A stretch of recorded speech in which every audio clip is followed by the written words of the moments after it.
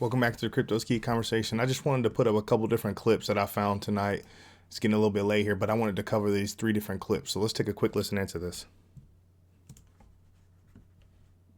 My playbook these days, in fact, honestly, ever since I sat across from Bill Hinman and he sort of said, we're going to accept your proposal to give some guidance here, I stopped giving guidance. I said, let's be consistent with the SEC's hand wave approach here, because that's who matters.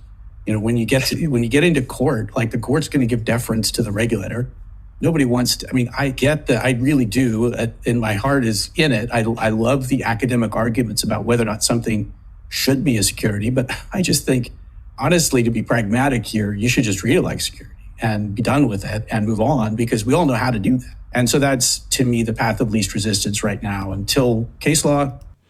The path of least resistance. It's shameful.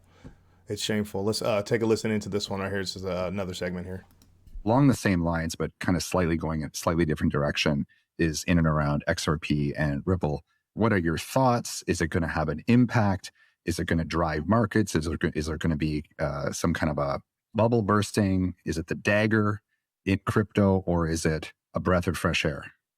Well, gosh, I don't know where these court cases are going to wind up. I think, I sort of alluded to it earlier. There's a lot of these cases floating around that the SEC seems to be taking this more of a approach of allowing the courts, frankly, to make the decisions. And by bringing these cases, they're turning it over to judges. And maybe that's the right answer, but it's, at the end of the day, we're going to figure out, I guess, through case law, what is a security and what is this mutability mean, and where are we going to go from here? But whether it's the library case or the Ripple case, I think there's some really important questions about, even if something might have been a violation on its facts and circumstances at the time, is it still a security, today? And that's a really important, I think, question for a lot of, all the Coinbases of the world that are trading all these utility tokens. They want to know, are these things securities today, or have they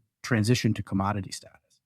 And I think that's a very big open question, honestly, in the case law that cases like Library and Ripple may start to shed some light on. And, it would have been nice if the SEC sat down and really thought this through and came out with a position. That's sort of what we had advocated, is let's come up with a, more of a rulemaking safe harbor type approach that makes sense. But it's really hard to do that. It's, in some ways, throwing it to the courts makes the most sense to me anyway, because it was probably always going to end up there. You probably wouldn't have come up with a thing that pleased everybody anyway. So we probably would have wound up in court. But that's where we are, and we're going to see what some of the judges just throw it to the courts, because it's going to end up there anyways. And just throw a blanket statement over it saying it's, they're securities, and then just classify them all that way until some legal precedent happens, right? We need that new day to come, like Tom Emmer's talking about. And Digital Asset Investor have put this up. It says, Congress, as of right now, the White House, CFTC, and SEC are conducting a full assault on all of crypto except Ethereum and Bitcoin. Hashtag ETHGate makes FTX look like a picnic. There's no digital asset that has been involved in more potential fraud and money laundering than this one, and yet is left alone. Why? Who are the disguised whales? Why no interest in revealing them? The emails from the ICO and the identities of the purchaser could easily be tracked. New day, anyone? And then we're going to listen into this. This is 2 minutes, and it's just him putting this compilation together, and it's just solid. Let's take a quick listen in. I think Director Hinman at the SEC said it right. It's about information asymmetry. Give an investor enough information so they can take the risk. The government shouldn't, it's not a nanny government. We're not, but the investors can take their risk as long as they get enough information. A person can buy from any number of different identities. We may limit the size, the unit size of a sale, just to make it easier to disguise. How might such a regulatory regime affect the functionality of the ethereum network? I think that, and Mr. Ness raised this question earlier, there's friction right now because we don't have the beneficial ownership. Securities laws say we have to have full and fair disclosure and we have to keep track of anybody who owns the security.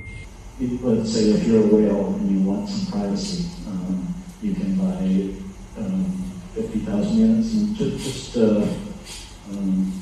so nobody scares people with an enormous initial purchase.